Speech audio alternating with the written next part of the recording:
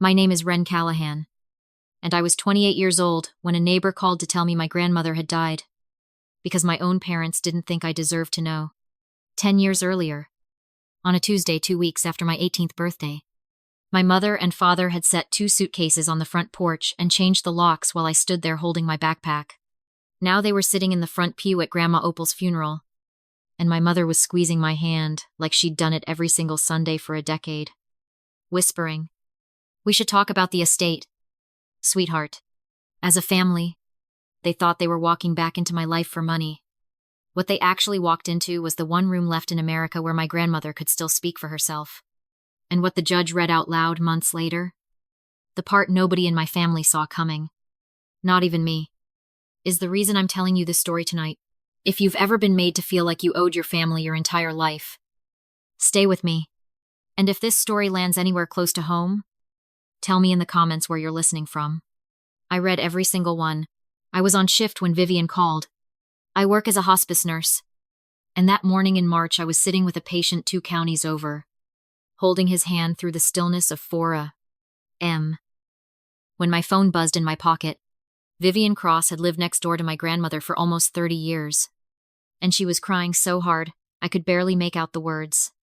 Opal Fairweather had died in her sleep sometime before dawn. Peacefully. In her own bed. In her own house. Which was the only way she ever would have accepted it. Then Vivian said the part that put ice down my spine. "Honey, your parents have known since 7 this morning. I waited all day for you to show up.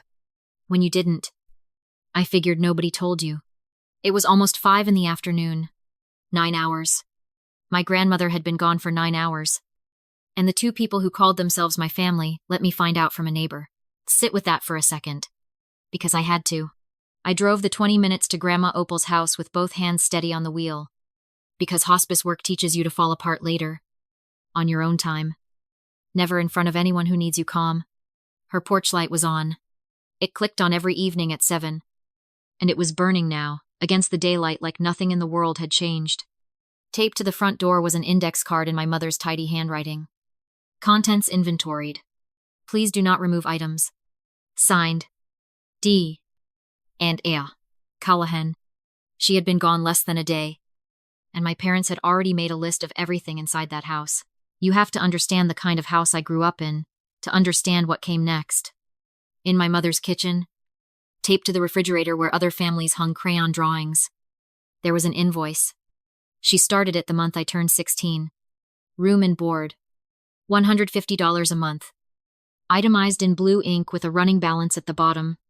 My mother had spent 20 years as a loan officer. And she ran our household exactly the way she ran her desk. Birthday gifts came with reminders. That coat wasn't cheap. Ren, remember what we do for you. Every kindness was logged somewhere. Quietly gathering interest. My father never argued with the system. He sat behind his newspaper like a man waiting out weather. And when I looked to him for help, he'd give me a small, apologetic shrug. As if the ledger were a law of nature and not his wife's handwriting. Then there was Grandma Opal's kitchen. 6 streets over. Saturday mornings. Pancakes on a griddle older than my father. Coupons clipped and filed in a shoebox. Coffee so weak you could read a newspaper through it. I asked her once, around age 12, what I owed her for gas money after she'd driven me somewhere. She laughed so hard she had to sit down. "Eat your pancakes," she said. "You don't owe me a thing. You never will." Same last name.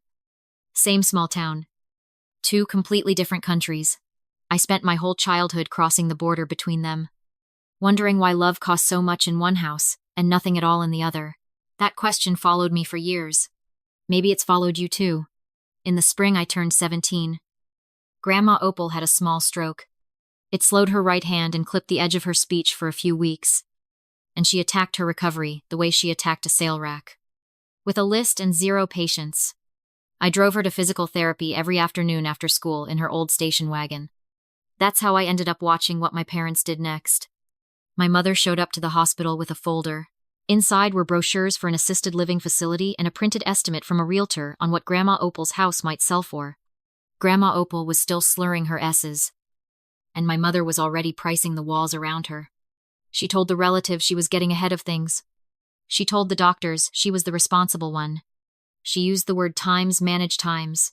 So many times it started to sound like a threat. Grandma Opal said no. She said it slowly. But she said it. That should have been the end of it. Except a few weeks later, I came downstairs for a glass of water and heard my parents at the kitchen table with the calculator out. My mother was saying words I'd never heard before. Petition. Power of attorney. Guardianship. My father was saying, if you think it's best. Denise. I was 17 years old, standing in a dark hallway, Googling those words on my phone while my stomach dropped through the floor. My mother wasn't planning to help her mother-in-law recover.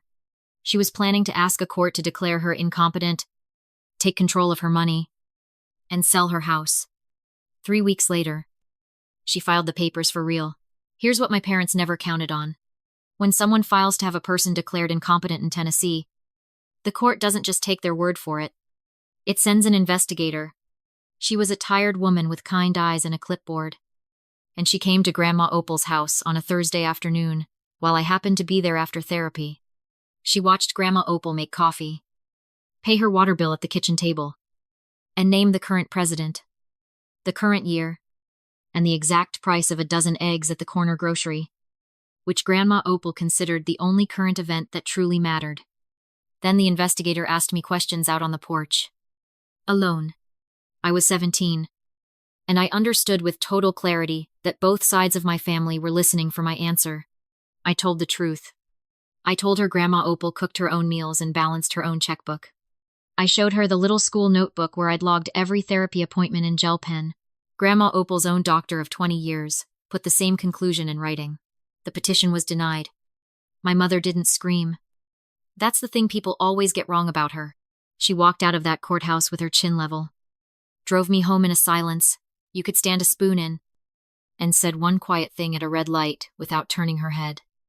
You'll learn what loyalty costs. Ren. I thought it was just something bitter people say. 2 months later, I found out it was an invoice. Some sentences are threats wearing a Sunday dress. This was one of them. I turned 18 at the end of September. 2 weeks after that, I came home from my shift at the diner, and my key didn't work. 2 suitcases sat neat on the welcome mat. My old backpack balanced on top like a bow. My mother opened the door with the chain still on. She wasn't angry. She was composed. The way she was at her desk when she declined somebody's loan application. You're 18 now, she said. You made your choice when you talked to that investigator. Family is a ledger, Ren. And you are deep in the red. Behind her, in the hallway light, I could see my father's shadow, not moving. That shadow told me everything I would ever need to know about him. The deadbolt turned. I stood on the porch of the house I grew up in doing math. No 18-year-old should have to do. Then I picked up the suitcases and walked 6 streets in the dark. And I knocked on Grandma Opal's door at 11 at night. She opened it in her robe, looked at me and the suitcases, and didn't ask one single question. She just reached past me and flipped a switch, and the porch light came on over my head, warm and yellow. Love doesn't keep books, honey, she said. It keeps a light on. From that night until the night she died, that light burned every single evening. So I would always know which house was mine. I want to tell you the next 10 years were a movie montage. Mostly they were just long. I lived in Grandma Opal's spare room, then a tiny studio above the hardware store. I waited tables, took out loans, and put myself through nursing school. I'm proud of that. I won't pretend it was clean. A little over a year after I left, worn down by double shifts and silence, I broke. My hands wouldn't stop shaking one night, and I drove myself to the county hospital and signed myself into the behavioral health unit for 72 hours. I told exactly one living soul about it, which was nobody. Not even Grandma Opal. I came out with a rule carved somewhere permanent in me. Times need nothing. Oh, nothing. It felt like strength for 10 years. Remember that rule. It comes back later, in the worst possible way. I got my nursing license, found my way into hospice care, and Sunday mornings belonged to Grandma Opal's kitchen again. Pancakes and wheat coffee, and her reading the obituaries out loud like box scores. 10 good years. Then last October, Grandma Opal was diagnosed with end-stage congestive heart failure, and she took the news the way she took an expired coupon. Brief irritation followed by immediate planning. She chose hospice care at home, and by pure irony the case went to the agency I worked for. Though never to me directly. I was never her nurse. I was her granddaughter. I cooked. I sat. I drove. I lost at cards on purpose and got caught doing it. One night near the end, she gripped my wrist with more strength than she had any business having. When they come smiling, she said, "You let Diane do the talking first." Promiseme. I asked her who they were. She just looked at me. Steady. The same way she'd looked at that court investigator a decade earlier. I promised. 3 weeks later, she was gone, and I was standing on her porch reading an index card taped to the door. My parents ran the funeral like a campaign event. My mother wore the correct shade of black and cried at the correct volume. My father shook every hand in town, accepting condolences for a woman he had once tried to have declared incompetent. I sat with Vivian and Faye Dupree, who owned the diner and brought pie with strong opinions attached.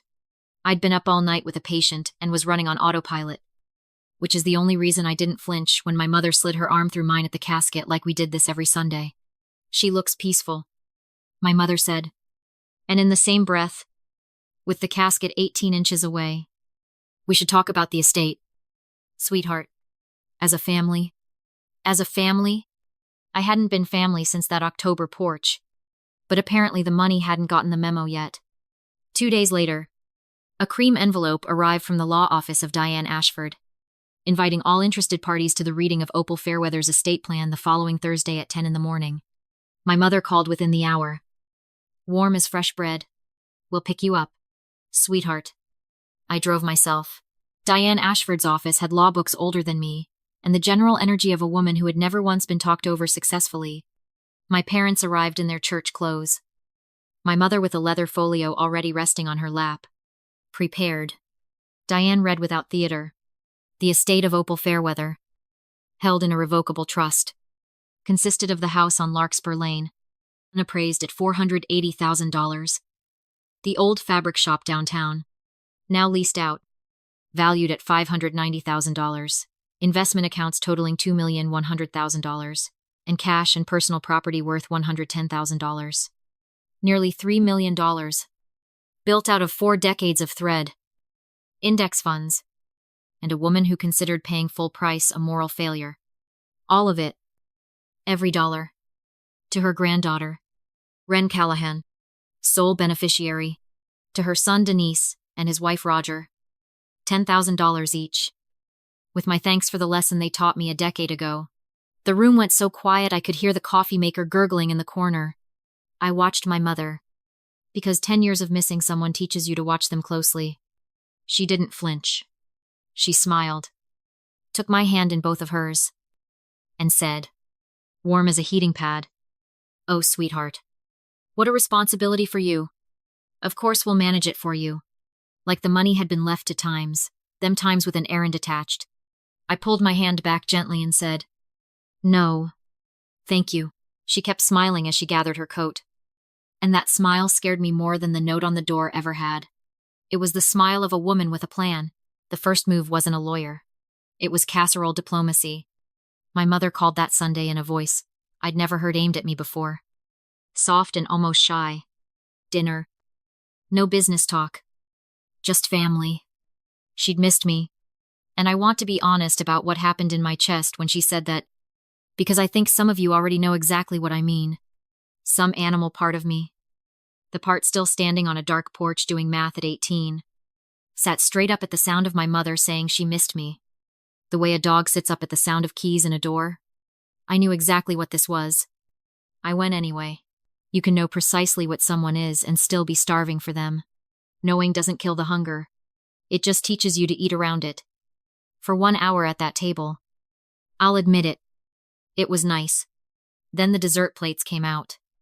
And next to my slice of pie, my mother set down a glossy folder titled Callahan Family Wealth Management Plan.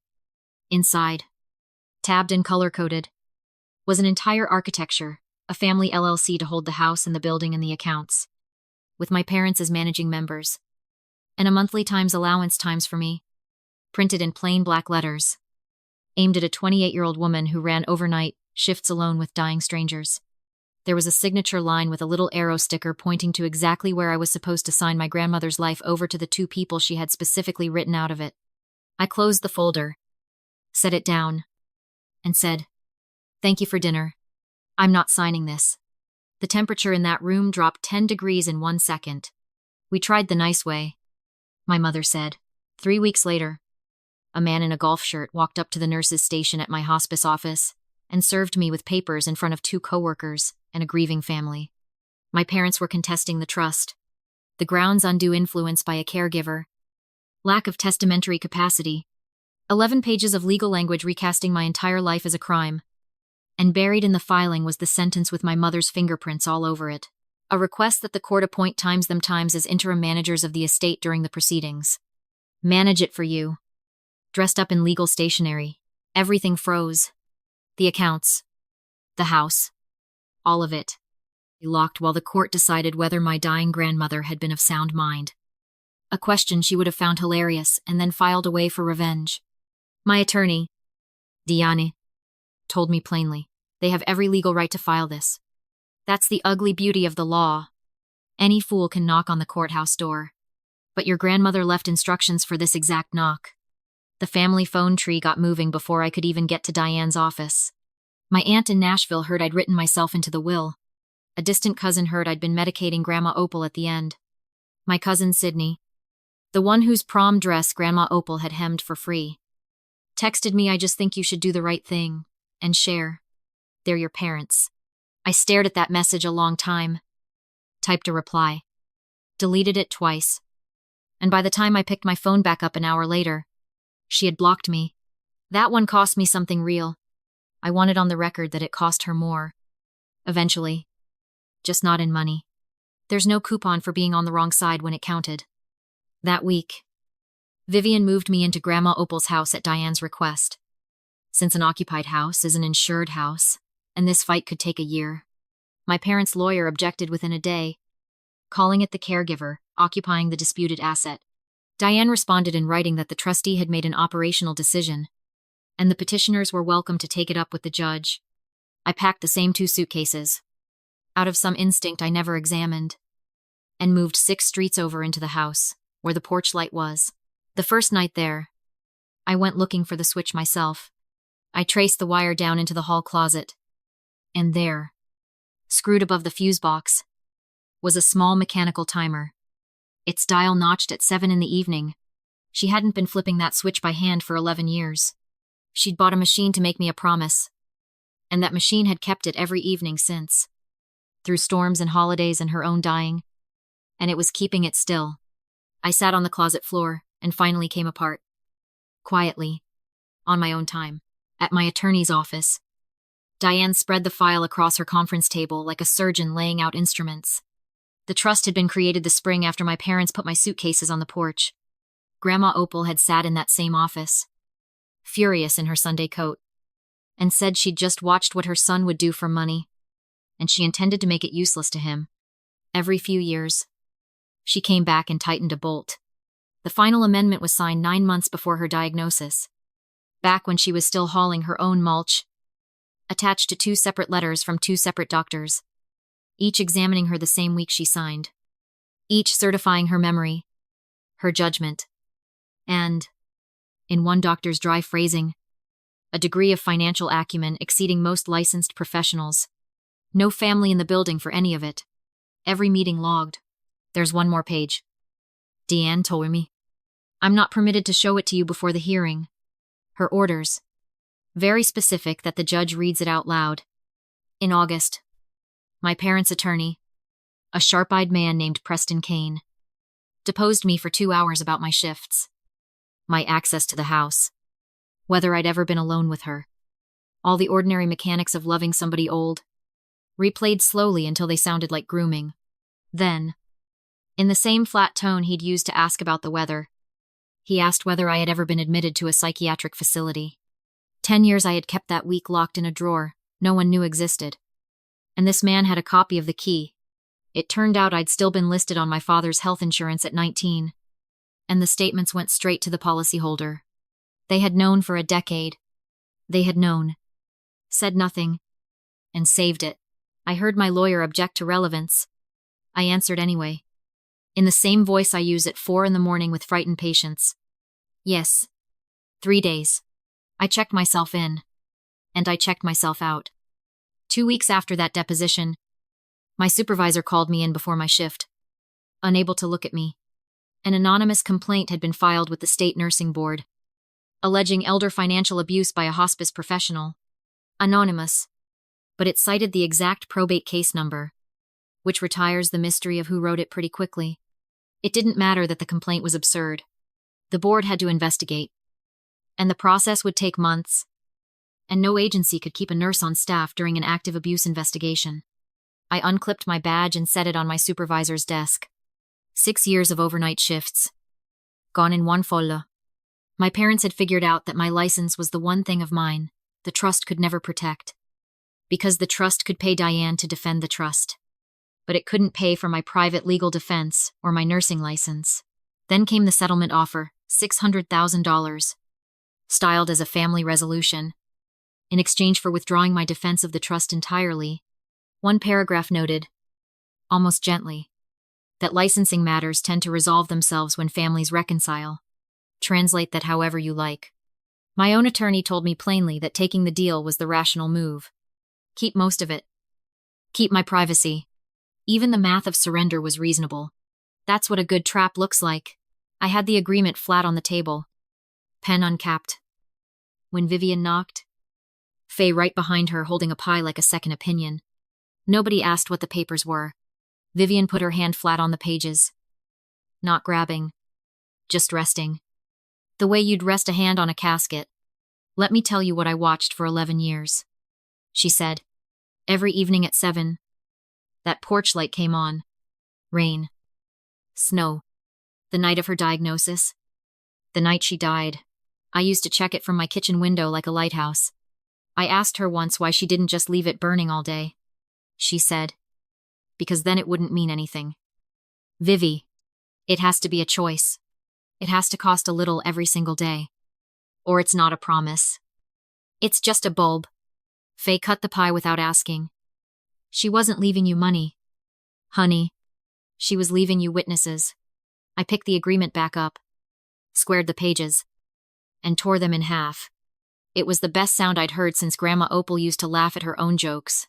I understood something at that table. I want you to take with you if you take nothing else from this story. Every weapon my parents had. The deposition, the complaint, the settlement offer, ran on one single fuel: my silence. A secret can be extorted.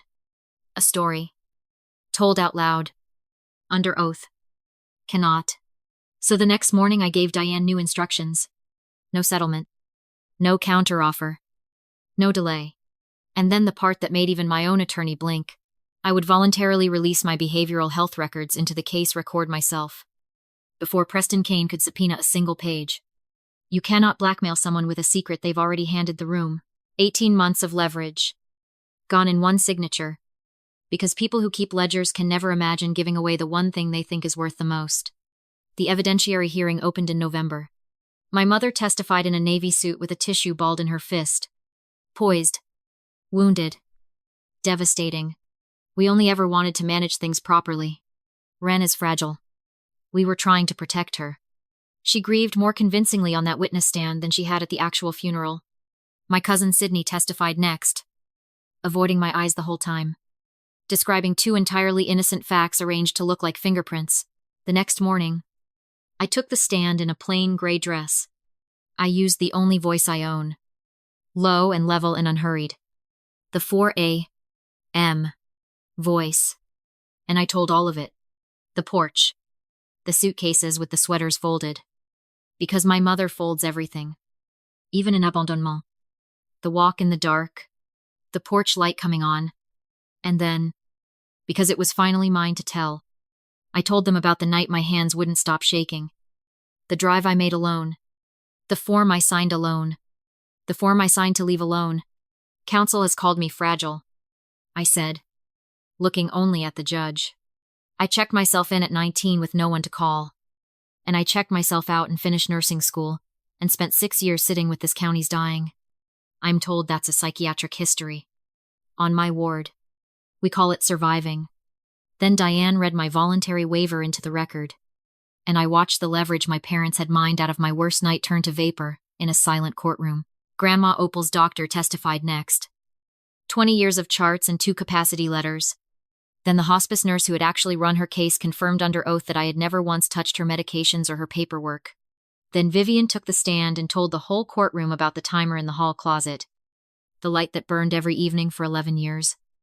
For the girl, she said. Everyone on that street knew what it meant. It meant that child had a home whether her parents wanted her or not.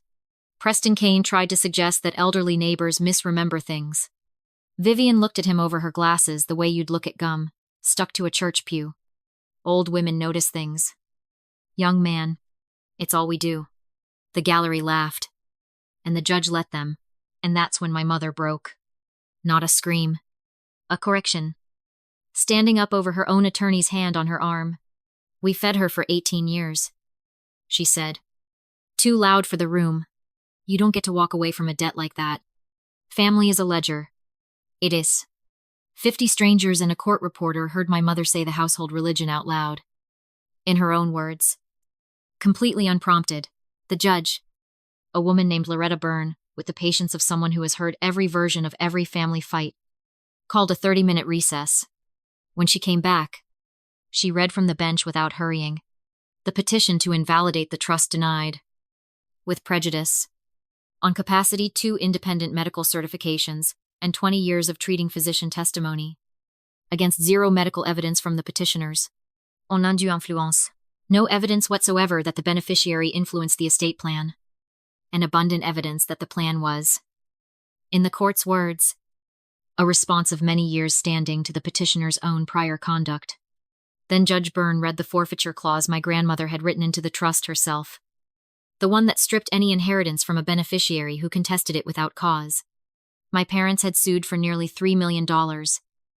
And the arithmetic of their ambition landed at 0. Minus the $10,000 each they'd already forfeited. Minus their own legal fees. With the court noting it would entertain a motion to recover costs from the petitioners. Outside in the hallway, my mother crossed to me one last time. Her composure cracked now. Fine as a windshield the morning after a cold night. After everything we gave you, she said. Not sorry. Not even really angry. Just the ledger. Open to my page. One final time. Then consider us settled. I said. And I walked past her into the November cold. And I did not look back. I want to be honest about the cost. Because the versions of this story that skip the cost are lying to you. The county paper ran it on page 2. My name and 1 paragraph about a 19-year-old girl and 72 hours in a behavioral health unit. For a week. People at the grocery store looked at me 1 second too long. And I let them.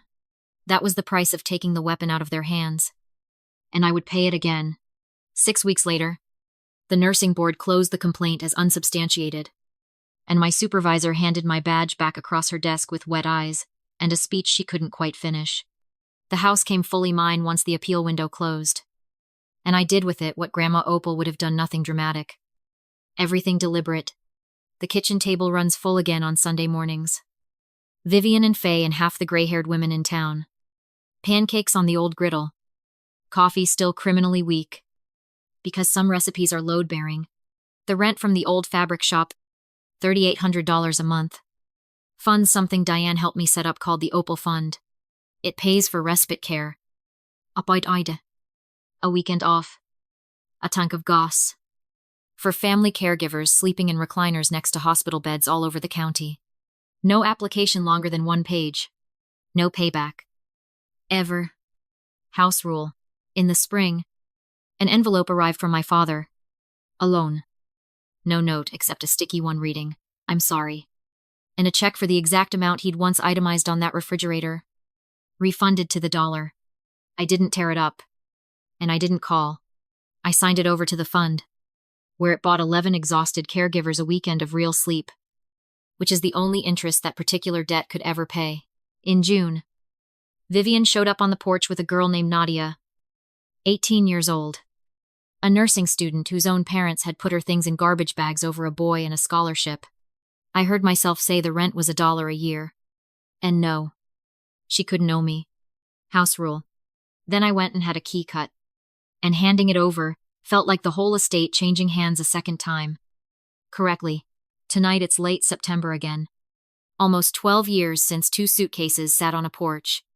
Through the kitchen window, I can see Nadia at the table with her anatomy flashcards. Wearing my old sweatshirt. Eating pancakes she didn't pay for. At 7 o'clock exactly. The timer in the hall closet gives its little click. The same click it has given every single evening since that October. And the porch light comes on over the street. Here's everything I know. And it fits in one sentence. Love doesn't keep books. It keeps a light on. And a light like that can outlive the hand that first lit it. If somebody has ever turned love into a ledger on you, hear me clearly. You don't owe anyone your whole life. And you're allowed to stop paying interest on it. If this story found you on a hard night, tell someone about it. And go check on the person who keeps a light on for you. Drop a comment below. I read every single one.